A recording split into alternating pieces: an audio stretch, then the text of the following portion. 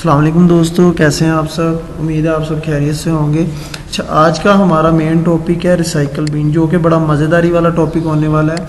Recycle been basically हमारी use होती है विंडो के अंदर कि अगर हमने कोई चीज़ डिलीट कर दी है तो उसको हम रिसाइकल कर सकते हैं। इसी तरह से डेटाबेस के अंदर जो भी आपने टेबल क्रिएट किए हैं उनको अगर आप डिलीट कर देते हैं तो वो आपका सारा जो डाटा है वो चला जाता है आपका रिसाइकल बीन में, और रिसाइकल बीन से आप उसको किस तरह से दोबारा रिसाइकल करके अपने डेटाबेस के अंदर ला सकते हैं आज की वीडियो में हम देखेंगे। हम फर्स्ट ऑफ ऑल एक टेबल क्रिएट कर लेते हैं। तो आ जाएं हमारी डेटाबेस की तरफ, डेटाबेस की जानिब आ जाएं। ले जी, हम आ जाते हैं डेटाबेस के ऊपर। फर्स्ट ऑफ ऑल हम डेटाबेस के ऊपर चले जाते हैं। डेटाबेस के अंदर हम अपनी कैटेगरीज देखते हैं। Select static from CAT cat कि हमारे पास कितने टेबल्स मौजूद हैं। हमारे पास 4 टेबल्स मौजूद हैं। हम एक क्रिएट टेबल कर लेते हैं जल्दी से। क्रिएट टेबल हम GGG के नाम से कर लेते हैं। इसके अंदर ID नंबर में दे देते हैं और नेम जो है हम var4 में दे देते हैं 230 ब्रैकेट क्लोज कॉलन साइन। ये ले, हमारा एक टेबल क्रिएट हो गया है GGG के नाम से। ठीक है, अब हम इस GG को हम डिलीट किस तरह से कर सकते हैं। डिलीट की कमांड नहीं यहाँ पे यूज़ होती, यहाँ पे होती है ड्रॉप टेबल एंड टेबल का नेम।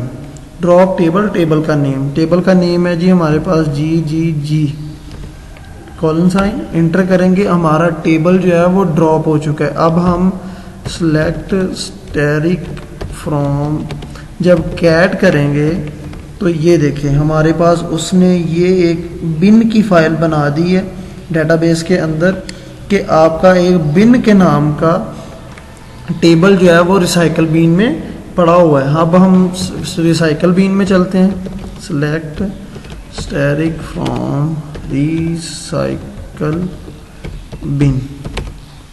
ये देखें, मैं अब विंडो थोड़ी सी बड़ी कर लेता हूँ, मैक्सिमाइज। ये देखें हमारा टेबल का नेम है G, ड्रॉप किया गया है।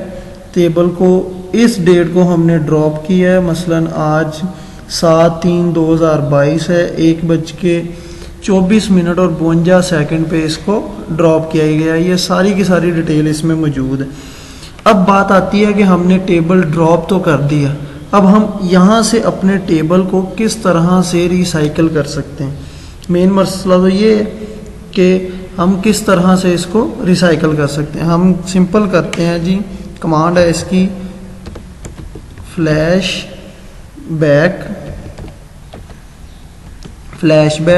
टेबल, टेबल का नेम, फ्लैशबैक टेबल, टेबल का नेम टू बिफोर ड्रॉप के टेबल को फ्लैशबैक कर दे हमारे मतलब रिसाइकल बीन से दोबारा रिसाइकल कर दे हमारे कैटेगरी में। अब हम कमांड लगाते हैं जी सेलेक्ट स्टैटिक फ्रॉम कैट। ये देखें हमारा GG के नाम का टेबल, उसके टेबल के आगे क्या आ गया, दोबारा से टेबल शो होना शुरू हो गया।